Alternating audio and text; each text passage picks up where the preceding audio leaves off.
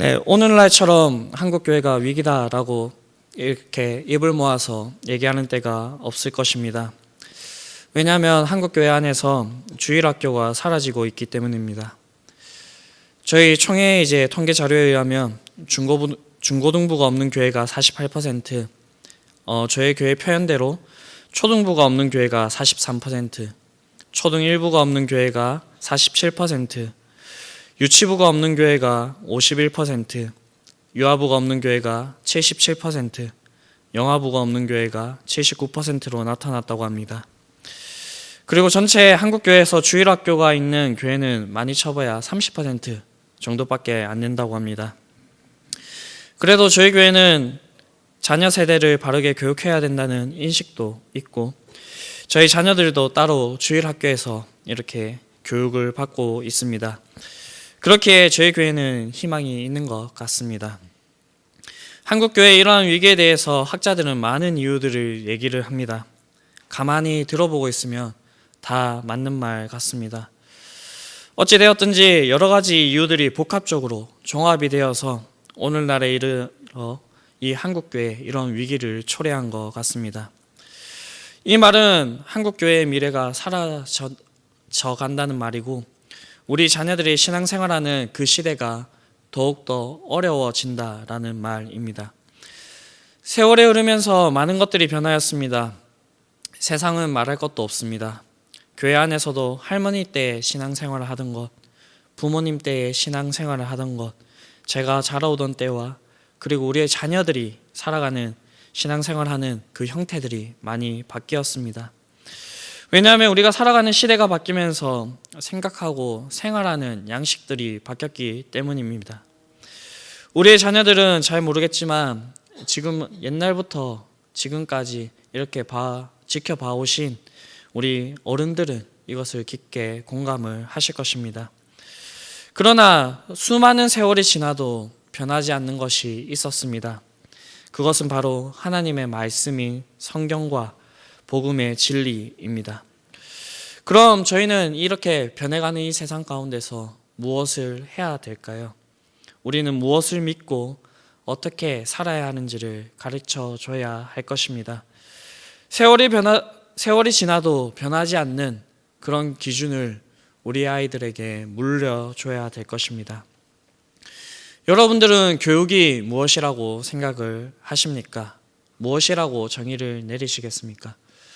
교육에 대한 정의가 아주 많이 있었습니다.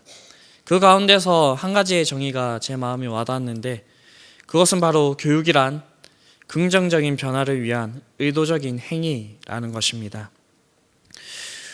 이것을 우리의 기독교식으로 풀어본다고 한다면 성화라고 얘기를 할 수가 있을 것입니다.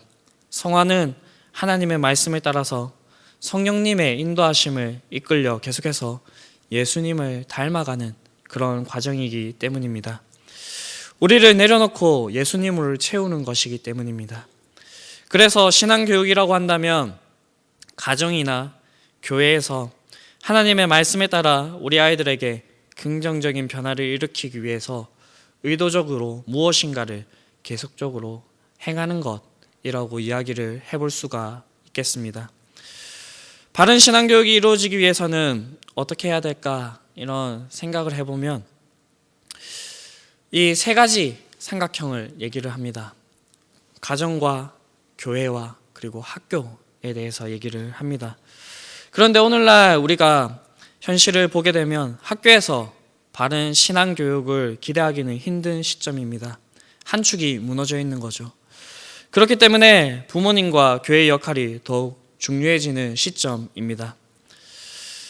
교육은 너무나도 어렵습니다. 왜냐하면 사람이 변하는 것이 너무나도 어렵기 때문입니다. 오죽했으면 사람이 갑자기 변할 때에는 그 사람이 갑자기 죽을 병에 걸렸나? 라는 이런 의심을 하기도 합니다. 그렇다고는 하지만 이 문제가 저에게 어렵고 힘들다고 하지만 포기할 수 없는 그런 문제입니다. 왜냐하면 누구보다도 사랑하는 우리의 자녀, 우리의 다음 세대에 영혼이 걸려져 있는 그러한 문제이기 때문입니다.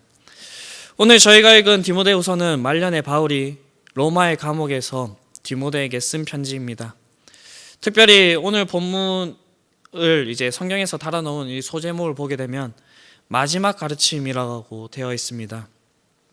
바울이 이 디모데후서를 쓸 때 자신의 죽음을 직감하였습니다.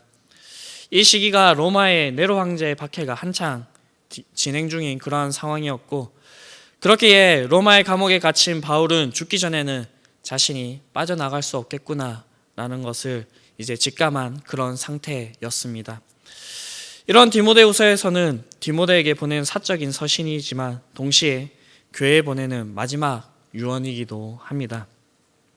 오늘 저희가 읽은 디모데후서는 목회 서신으로 잘 알려져 있기 때문에 젊은 디모데를 강권하여 소명에 충성하고 자신의 사역을 완성하라 라고 이렇게 이야기하고 있는 부분들이 많이 있습니다. 그렇기 때문에 이것은 일반적인 성도님들은 나와는 상관없는 얘기다 라고 이렇게 생각하실 수 있겠지만, 그러나 오늘 저희가 함께 읽은 부분은 꼭 목회자들에게만, 특별한 사명을 받은 사람에게만 해당하는 것이 아니라 바울이 영적인 아들로 여겼던 이 디모데에게, 즉 다음 세대에게 전하고 있는 마지막 유언인 것입니다.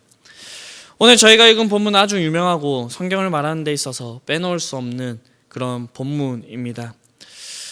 여기에 계신 여러분들은 신앙생활을 하시면서 이 성경에 대해서는 많이 들으셨기 때문에 오늘 저희는 바울의 마지막 가르침을 통해서 교회는, 각 가정은 어떠해야 되는지, 다음 세대를 잘 양육하기 위해서 어떠해야 되는지 함께 나누어 보기를 원합니다. 오늘 본문 1절을 보게 되면 바울은 말세에 대해서 말하고 있습니다. 성경에서 말하고 있는 말세는 예수님의 사역이 끝나고 승천하신 그 이후로부터 시작된, 지금으로부터 이어지는 그 전 세대를 얘기하고 있는 것입니다. 바울은 말세의 사람들의 특징에 대해서 무려 19가지를 이야기하고 있습니다. 이런 특징은 바울 다음으로 디모데가 살아가는 시대를 잘 보여주고 있습니다. 바울이 말하고 있는 말세의 모습은 세상의 사람들은 더욱 악하여지고 서로 속고 속이는 관계를 만든다고 말하고 있습니다. 즉 믿음을 가지고 바르게 살아가기가 힘든 시대임을 이야기하고 있습니다. 그런데 이런 현상은 바울과 디모데의 때뿐만 아니라 바울과 디모데의 때보다 더 말세를 살아가고 있는 우리의 때가 더욱더 그러할 것이며, 우리의 자녀들이 홀로 살아갈 그 이후의 세대에 더욱더 그러할 것입니다. 그렇게 우리는 우리의 자녀들에게 이 세상에서 잘 살아갈 수 있는 바른 기준을 제시해주고 그것을 스스로 알 수 있도록, 그것을 행할 수 있도록 그렇게 만들어줘야 될 것입니다. 바울은 더욱더 악해져가는 세상에 대해서 이야기하면서 자신의 사랑하는 아들, 영적인 아들 디모데에게 이렇게 말하고 있습니다. 너는 배우고 확신한 일에 거하라. 너는 내가 누구에게서 배운 것을 알며, 이렇게 이야기를 하고 있습니다. 여러분은 무엇을 배우게 하며 무엇에 거하고 계십니까? 여러분들이 거하고 계시는 것은 누구에게서 받으셨습니까? 답을 해본다면 우리의 부모님과 우리가 자라왔던 그 교회였을 것입니다. 바울도 오늘 본문에서 그것을 이야기하고 있는 것입니다. 14절에 나와 있는 누구에게 대해서는 헬라어 사본들이 다 다릅니다.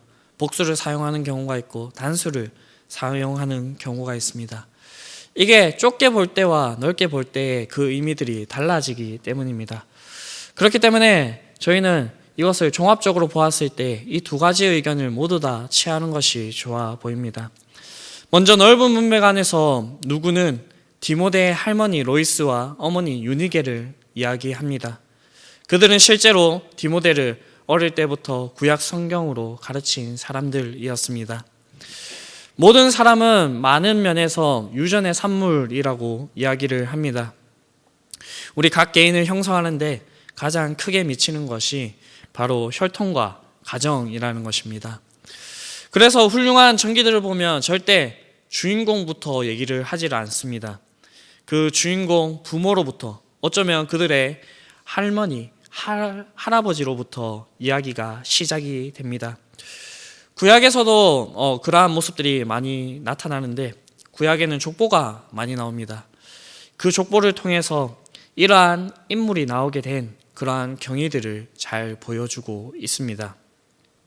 물론 아이들의 신앙이 부모님의 성품을 물려받듯이 무조건적으로 이렇게 물려받는 것은 아닙니다. 그러나 자녀는 부모의 가르침과 본보기와 기도에 의해서 믿음의 길로, 신앙의 길로 인도될 수가 있습니다. 제가 올해 본때라는 제목으로 사사기 본문으로 자녀 교육에 대해서 말씀을 함께 나누어 본 기억이 있습니다. 본때라는 그 제목은 기억이 나시죠? 그때 강조해서 말씀드린 것은 믿는 대로 행하는 모습을 보여주라.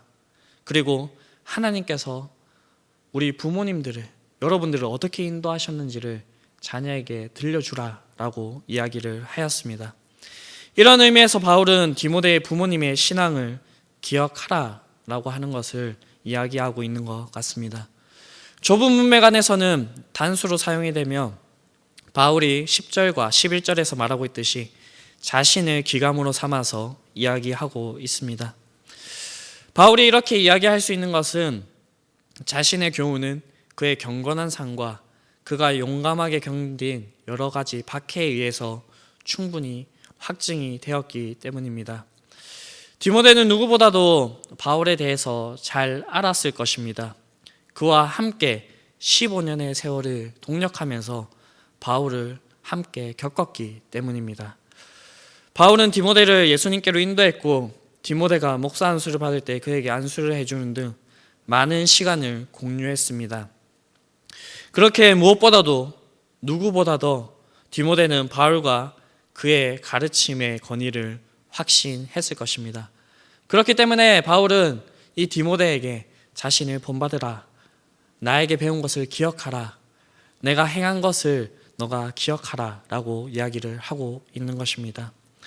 이처럼 신앙의 교육은 하나님의 말씀으로 부모와 교사의 합작으로 이루어짐을 볼 수가 있습니다. 오늘날로 치자면 부모와 교회라고 할 수가 있을 것입니다. 네, 숫자가 나와 있는 PPT로 한번 넘겨주시겠습니까? 네, 혹시 이 숫자가 무엇을 의미하시는지 아십니까? 네, 저희 중등부에는 제가 이렇게 질문을 하게 되면 호주머니에 과자나 문화상품권 같은 걸 넣고 이걸 맞추는 친구들에게 주는데 네, 혹시 아시겠습니까? 네, 당연히 알 수가 없을 것입니다. 이 숫자는 성경에도 나오는 것이 아니고 세상에서도 얘기하는 숫자가 아닙니다. 이 숫자는 올해 52주로 계산해보니 저희 아이들과 제가 만난 시간입니다. 계산을 해보니 9일이라는 시간입니다. 이것은 아주 주일에 아이들이 성실하게 나오고 그리고 저희 교회에서 하는 모든 행사에 아이들이 다 참여를 했을 때 나오는 시간이었습니다. 보통 이제 조금 꾸준하지 않는 친구들 쭉 계산을 해보니까 7일이라는 시간을 제가 아이들과 함께 보내는 것을 알 수가 있었습니다. 그 중에 절반, 많이 쳐서 절반, 3.5일이라는 시간을 우리 아이들과 말씀에 대해서 나누었습니다. 1년이 365일인 걸 치면 너무나도 짧은 시간이죠. 이 짧은 시간을 항상 보냈다는 것이 아쉽습니다. 제가 알고 있는 많은 것들을 나누지 못해서 더욱더 아쉽습니다. 그럼 우리 아이들은 이 시간 외에 무엇을 하면서 보낼까요? 네, 아주 대표적인 것이라고 한다면 공부이겠습니다. 제가 우리 아이들의 평균 얼마를 공부하는지 통계 자료를 살펴보았습니다. OECD 국가들 중에서 가장 많은 시간을 공부하며 평균 8시간을 아이들이 공부를 합니다. 이것은 다른 국가보다 평균 3시간이나 더 많은 시간이라고 합니다. 이거는 공교육을 얘기하는 것이고요. 이걸 모든 것을 다 빼고 이제 사교육까지 들어가게 된다면 우리 아이들은 더 많은 공부를 하게 됩니다. 네, 아니나 다를까 우리 아이들 한번 만나보려고 한다면 학교 시간 빼고 이제 학원 시간, 그것까지 모두 다 고려해서 애들을 만날 수 있는 시간을 잡아야 됩니다. 네, 이렇게 바쁜 걸 보면 우리 아이들이 참 대단하기도 하고 대견하기도 합니다. 그런데 우리 아이들은 얼마나 성경을 접하고 기도를 할까요? 아이들에게 가끔씩 설교 시간 때 손을 들어보라 라고 얘기를 합니다. 그 결과는 어떨지 여러분들의 상상에 맡기도록 하겠습니다. 만약 신앙이 시간에 비례한다면 우리 한국교회는 지금보다도 더 처참한 결과를 맞이하였을 것입니다. 제가 저희 아이들과 9일이라는 시간을 보내는데 우리 아이들 평균 공부하는 시간들을 계산해 보니까 이것은 겨우 우리 아이들이 2주 만에 따라잡을 수 있는 그런 시간입니다. 1년이 52주인데 2주 만에 이 교회에서 하는 그 모든 활동들을 따라잡을 수 있는 그런 시간들을 보낸다라고 합니다. 우리는 하나님의 말씀을 진리의 말씀으로 인정을 합니다. 오늘 우리가 함께 읽었던 본문은 성경은 능히 너로 하여금 그리스도 예수 안에 있는 믿음으로 말미암아 구원에 이르는 지혜가 있게 하느니라. 모든 성경은 하나님의 감동으로 된 것으로 교훈과 책망과 바르게 함과 의로 교육하기에 유익하니 이는 하나님의 사람으로 온전하게 하며 모든 선한 일을 행할 능력을 갖추게 하려 함이라 라고 말하고 있습니다. 우리는 이것이 하나님의 말씀임을 믿습니다. 그렇게 저희는 하나님의 말씀을 읽고 묵상하고 공부해야 되고 우리의 자녀들에게도 이것을 전수해야 되는 것을 알고 있습니다. 그럼에도 불구하고 이건 너무나도 쉽지 않은 일입니다. 우리 아이들에게 이 공부가 중요하다라는 것을 여러분들이 잘 알고 계시지만 이 시기, 우리 아이들에게 공부가 중요한 이 시기만큼 신앙의 교육에 있어서 중요한 시기가 없다라고 얘기를 합니다. 이것은 저의 말이 아니라 교회 학교 학자들이 입을 모아서 하는 이야기들입니다. 우리 아이들은 누구에게서 가장 많은 신앙의 영향력을 받을까요?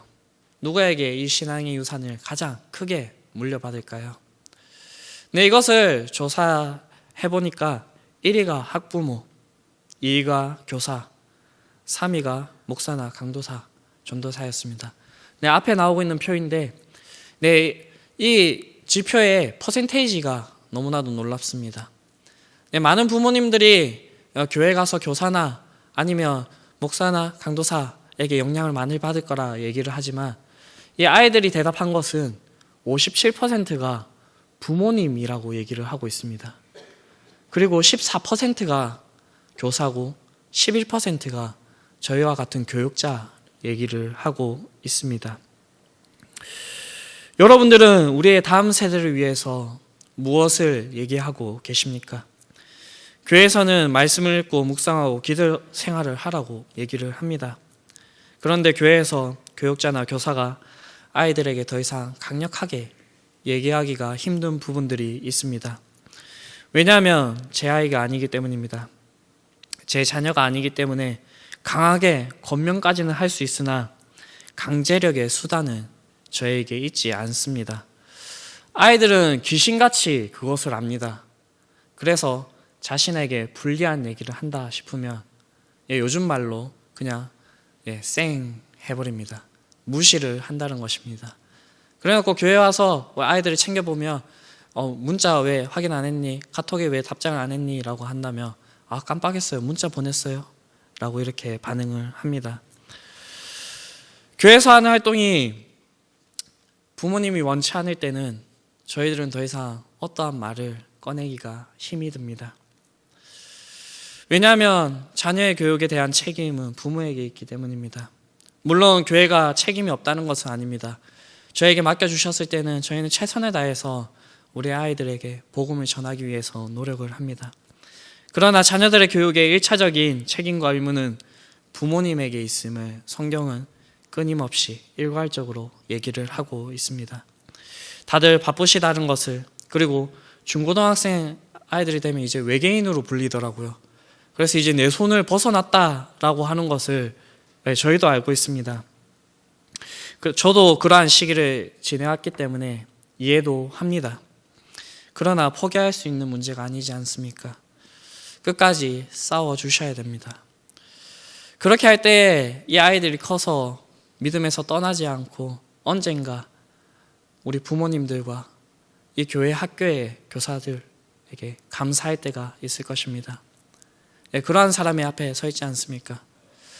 그렇기 때문에 차마 저도 우리 아이들을 대할 때 너무나 화가 나고 열이 받고 이래도 차마 교회 오지 말라라는 말은 하질 않습니다.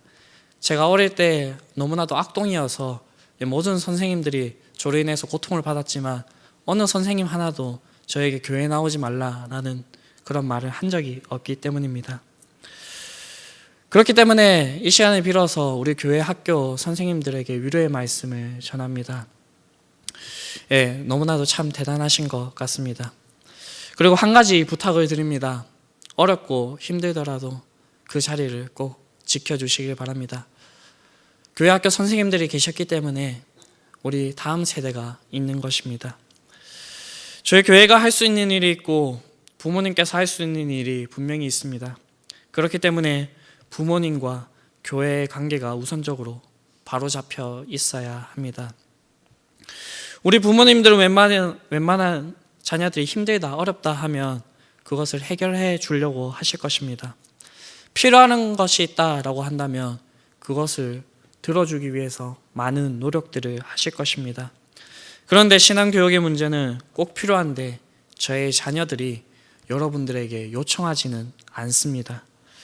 그렇게 바른 신앙교육을 위해서는 우리가 먼저 깨어서 우리의 자녀들에게 끊임없이 이것에 대해서 들려주고 우리 아이들이 이것을 가까이 할 수 있도록 그렇게 노력해야 합니다. 이 일이 쉽지는 않습니다. 교회와 부모님이 함께 잘 해나간다 해도 저희의 힘만으로 부족합니다. 그렇기에 우리는 더욱더 하나님을 의지하면서 기도해야 하는 것입니다. 이번 주일 부모 교사 세미나를 했었습니다. 그때 원장님에게 잠시 이러한 말을 들었습니다.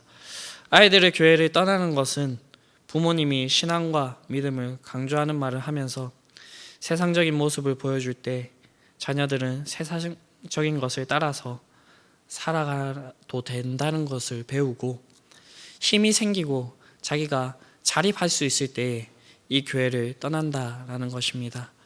그러나 우리 교회와 부모님들이 일괄적으로 우리가 믿어야 될 것, 우리가 살아야 될 것에 대해서 얘기를 한다면 우리의 자녀들은 커서도 이 교회와 믿음과 그 신앙 안에 머물게 될 것입니다. 말씀을 마무리하겠습니다. 바울은 오늘 디모데에게 마지막 가르침을 주고 있습니다.